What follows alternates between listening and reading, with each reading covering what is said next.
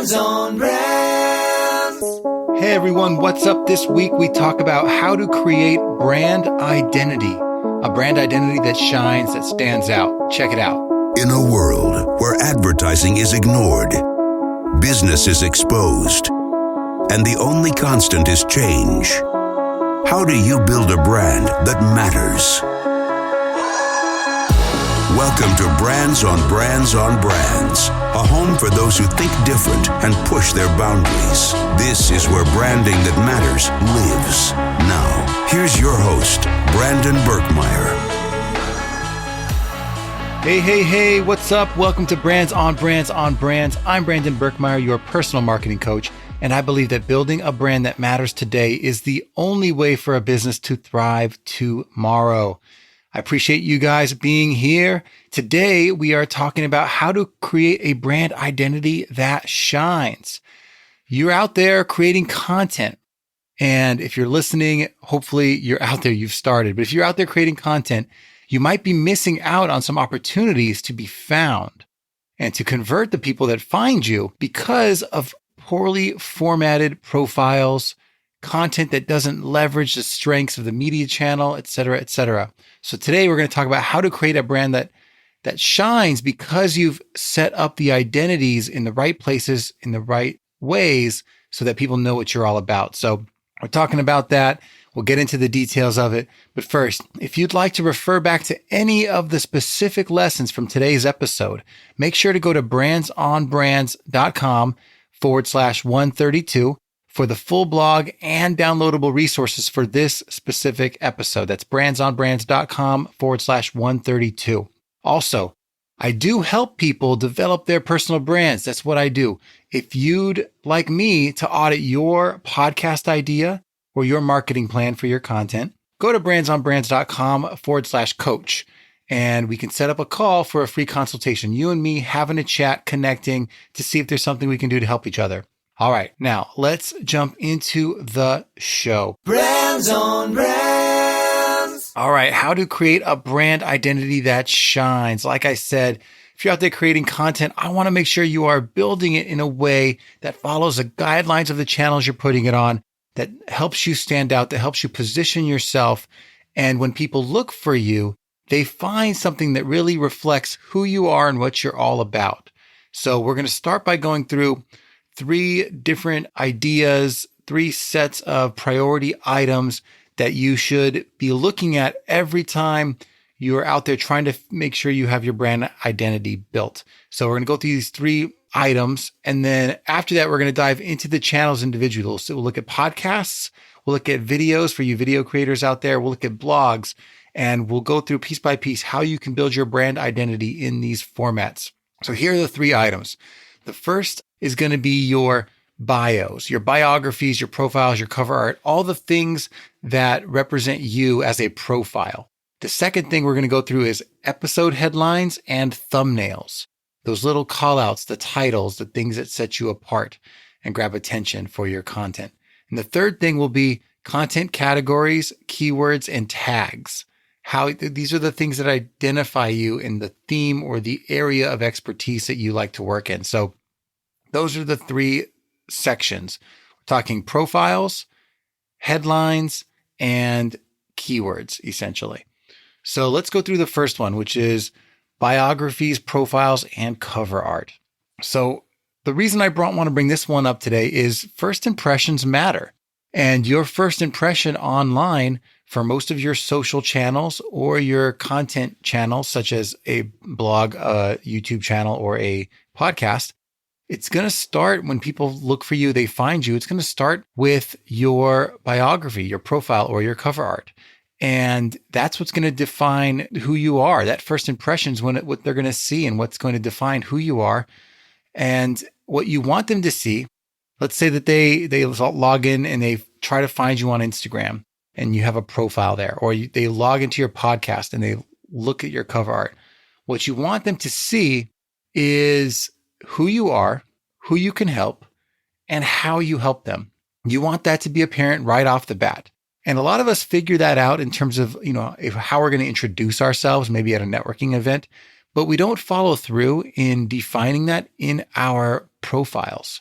And that's a big miss because right after someone meets you, they're going to go check you out in some online channel. And if you haven't consistently put that same information and support across all those channels, you're going to be missing out. And so think about that. Are you on your podcast description defining who you are, who you can help, and how you help them? Or when you go to your YouTube channel and you have that first video that is your profile feature video and the about description, are you explaining in that video and in that description who you are, who you can help, and how you help them? And then on your social channels, are you the same thing in your bios describing who you are, how you can help, and who you want to help? Those three things that we mentioned before. So the other thing, so besides getting the content right and putting it all in all these places consistently, you want to make sure you also are thinking about how that content is presented in terms of how it looks, how it sounds.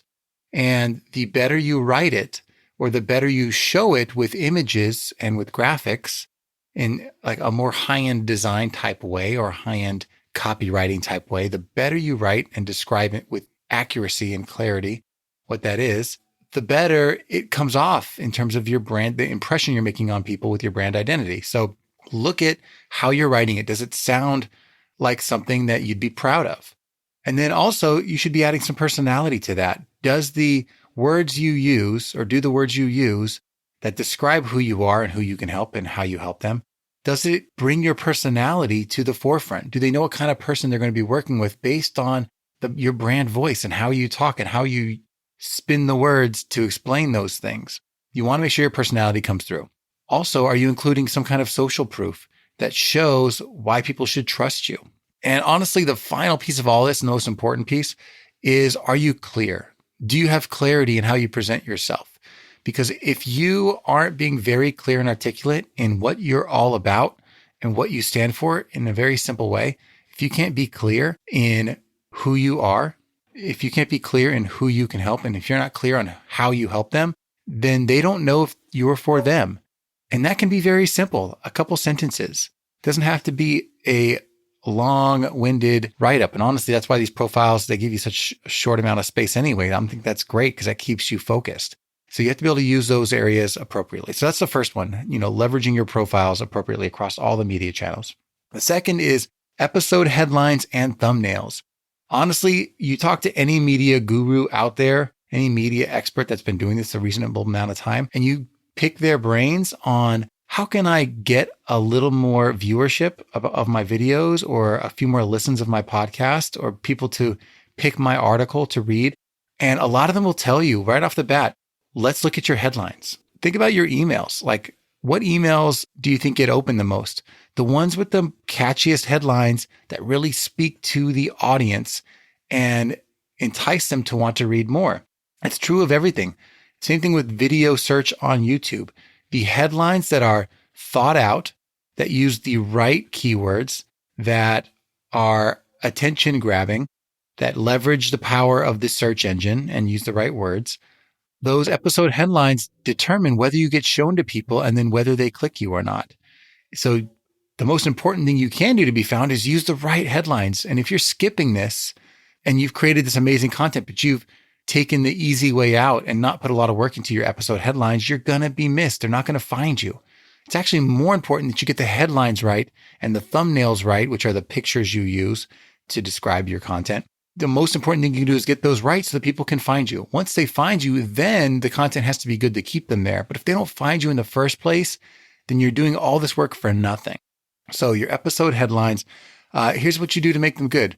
You need to provide relevant solutions for your audience, and it needs to show up right there in the title of the episodes. And you need to use the words that they use. You need to say it how they would say it. You need to keep it simple. And what I do is I actually had to refine my approach to this because I didn't know what keywords people were searching for. I just used something that I thought was attention grabbing, which I think a lot of us do. We go, well, what would stand out? What would entice people to use this? But if you don't use the words they use, then you're not going to pop up when they type the words that they would use in the search engine. Something very simple, like the word brand identity is my keyword for this episode.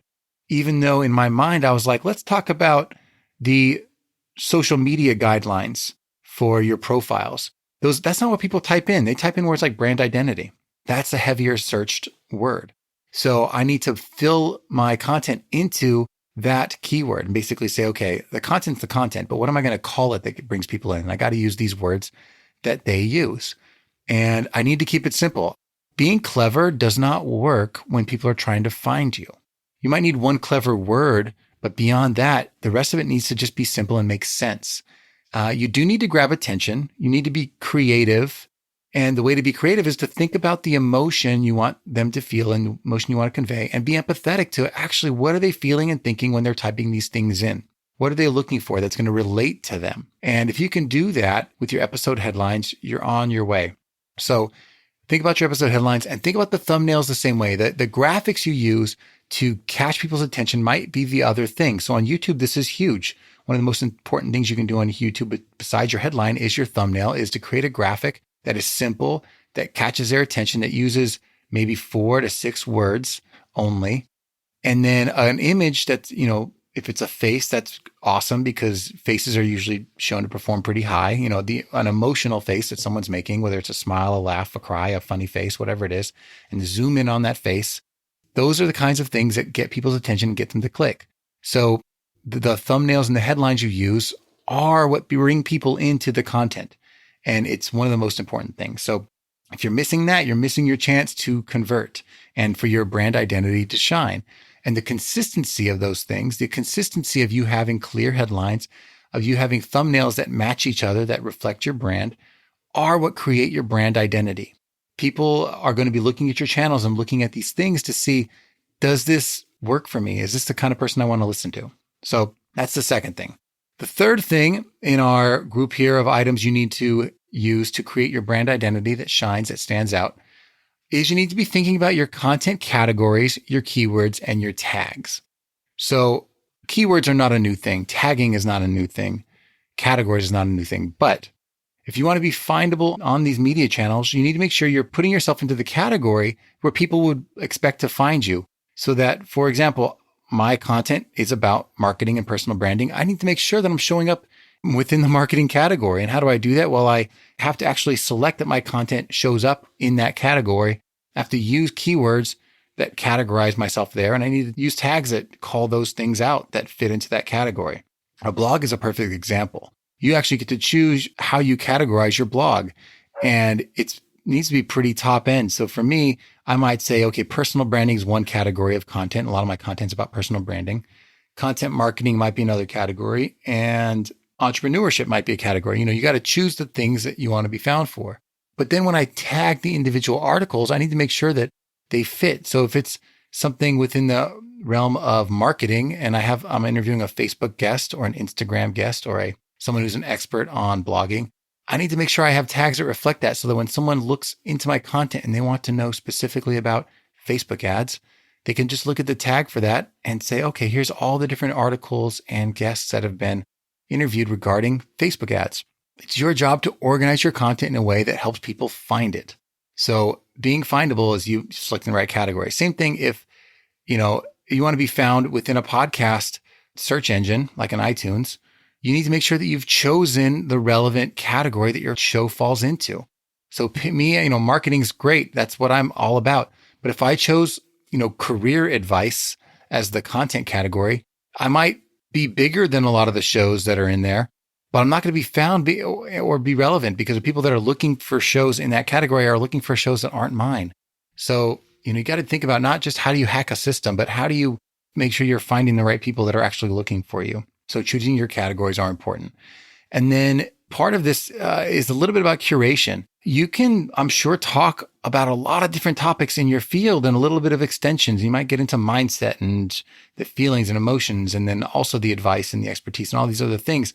But if you get a little too far off topic or a little bit too broad, you're not going to be curating an experience for your audience. So you need to be thinking about that. Does everything I build help relate to one particular topic or not? I'm not saying you have to get super niche, but I'm saying you do need to create a bunch of content within a particular topic category so that people understand that this is what you're all about. you're positioning yourself in a category. And to do that, you need to make sure that you are helping curate your content into categories that make sense. And beyond that, you need to take them on a journey.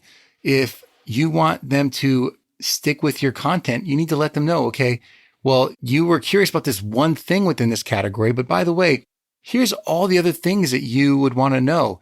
And what's the highest level piece of content that you want to drive them towards?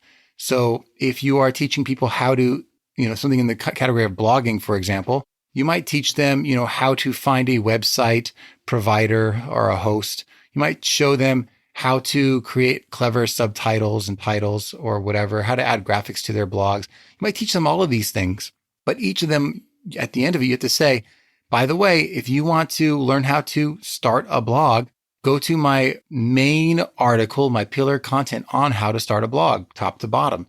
It should be driving them to your most important content. That way you show them this is everything you need to know in this category. And by the way, this is the most important thing you could do. And you should save this and share it with people and whatever else. It helps you not only establish yourself as being an expert or being known for this particular topic or category, but also it keeps the users in your world to show them the next piece of content they can be consuming. Because guess what? They don't always know what they don't know. They don't know what the next thing is that they should be learning. They're like, oh, I was curious about this one thing. I didn't realize I also needed to know these 5 other things to get good at this category that I'm trying to get good at. So you can show them the way by using content categories to classify all the things that you're teaching into this one bucket so people can kind of go through the list and check them all off. So that's the importance of that. So those 3 things again, the first one was biographies, profiles, and cover art. The second was episode headlines and thumbnails. And the third is content categories, keywords, and tags. All of these are really important priority items to be thinking about when you're creating a brand identity that shines. This is like the where. It's like, where are you creating this brand identity? It's in all of these places. These are the places that if you do them right, the content behind it, the information you're building behind it will be findable, will shine, will stand out because you've done these other things to keep people engaged. So now let me dive into some of the specific areas real quick to give you some ideas, some tools, some resources. So for podcasting, let's start there. For podcasting, one of the ways you can really represent yourself after you've created an amazing graphic design for your cover, it's probably the first thing you did before you even built it. I actually even do episode art and I use canva.com. You can go to brandsonbrands.com/Canva if you want to link to that. I'll be sharing some links with you today that if you click them, I might get some kind of bonus for doing that or some kind of, whatever pennies they're throwing at me for helping. But it doesn't cost you anything extra. It's just a link to make it convenient. So brandsonbrands.com/Canva. And I'll put all these links in the show notes. If you go to there, you can design your cover art and design episode art that makes sense to get people's attention for your show. The next thing for your podcast is you might want to promote it with an audiogram. That's a graphic image and a waveform with a clip from your actual show to help promote it. That's how people are seeing your show for the first time in a lot of cases, because not a lot of people are searching for podcasts in a podcast player. They're actually searching for it on social. So how do you build your brand identity for the podcast? You might have to do it off of the podcast platform and bring people in through social media. One of the tools I love to use is Get Audiogram. You can go to brandsonbrands.com/Get Audiogram to check that out. And it's one of my favorite audiogram ones. I tested like 9 of them out, guys, and this is the best one for doing that for me. And then the last piece was Fusebox. Fusebox is a podcast player that you can embed on your website into your blog posts. So if you want your episode to show up with a better user experience and a better branded player that shows and highlights your show and other episodes, then that might be something for you to consider. Like, this is how you're showing up and how you are letting them know that this is something that's important to you. You might have to also build in a player that's like fusebox.fm. You can go to brandsonbrands.com/Fusebox to check that out. And, these are just options for you to think about how can my brand identity shine for each of these things. The next one, let's talk about video for a second here. For video, one of my favorite things is if you're going to do video, I think going live for people that are just starting out is probably easier. It's a little less intensive in terms of getting like the perfect background and office setup and a bookcase in the background and all that stuff. You can just stream from somewhere in your house. that is relatively good looking. If you do it live, they're a little more forgiving about the content and the background because you are there just showing up. And so it doesn't need to be more produced. They're more forgiving because they realize this is a live stream. So what I love is you can go to a tool like StreamYard and just go to brandsonbrands.com/StreamYard to check that out. It's what I use. And you can create a branded background and frame for your show. It doesn't take much work. You can use Canva again to do that. But every time you turn on your show, now instead of just your living room background or whatever you're in, your office background, you can actually create borders and titles and embed them on your graphics on top of your stream to show people that you are a little bit more professional. StreamYard's amazing for that. And you don't just have to live stream. You can just record it there in the platform and then save it and download it for later. But that's a great way to do it. And then another great tool for research to get some of the keywords we've been talking about for video, it helps you, it suggests tags for you and lets you know how things are doing and tells you extra steps you can take to make your videos more findable is TubeBuddy. TubeBuddy is a great resource for that. It's something I'm using right now. And you can go to brandsonbrands.com/TubeBuddy to check that out. One more way that you can, again, make sure you're being categorized correctly, getting the right keywords and tags, editing your episode headlines and things like that so that you are findable. And they even help with thumbnails if you need that. So depending on what level you kind of get into there. And then another example, if you jump to blogs, let's get into that for a second. I mean, for me, this is really important for anyone. It's even if you're doing video or podcasts first, your blog should contain your videos or your podcasts. And it's one of the harder things to build correctly. A lot of people try to shortcut it and just do show notes. But for me, a blog is hugely important. So I even started to go back. I learned how to blog, went back, refreshing all of my podcast posts to not just be show notes, to be actually full on blogs. And one of the amazing tools I've discovered for that is, I have a few of them, but let's go through some of them. One is Yoast.com. It's probably one of the more popular ones. You can go to brandsonbrands.com/Yoast to get forwarded to that. Yoast.com is something you can embed. It's if you have a WordPress site, it's a plugin that you just turn on and use. And it tells you, like, are you using enough keywords in your copy, in your text to make sense for this blog? Like if you say this blog is all about brand identity, but then you don't use the word brand identity in the post multiple times, then the search engines won't know that this is what this article is about. You need to help them figure out what the articles are about. I'm not saying you go crazy and add the keyword a million times. It'll actually tell you this is the right amount of times to use it for an article of this length or for a blog of this length. So Yoast.com is one of the industry standards for this. If you're in it, you should know that. Also, if you're just getting started and you haven't even launched a website and you're like, don't know where to go, that's a whole other thing. You can Google how to launch a website. But one of the partners out there that's highly recommended is Bluehost for you finding your website domain and paying to have that hosted. You can go to brandsonbrands.com/Bluehost for that. So just wanted to get that out of the way. But Yoast, for me, has been one of the most important things in getting that accomplished, other than actually going through and learning blogging from the experts in the industry, actually to learn that part. And then this is one of the tools I use.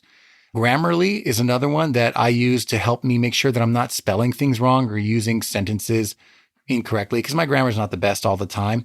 So sometimes there's just words that just need to be fixed or sentences that need to be rewritten in a way that just is better correct grammar in English. So Grammarly is great for that. You can go to brandsonbrands.com/Grammarly and check that out. And then honestly, there's two other pieces, some bonuses I'll give you here to help you guys out. After you do all of this, I'm going to end this episode pretty soon.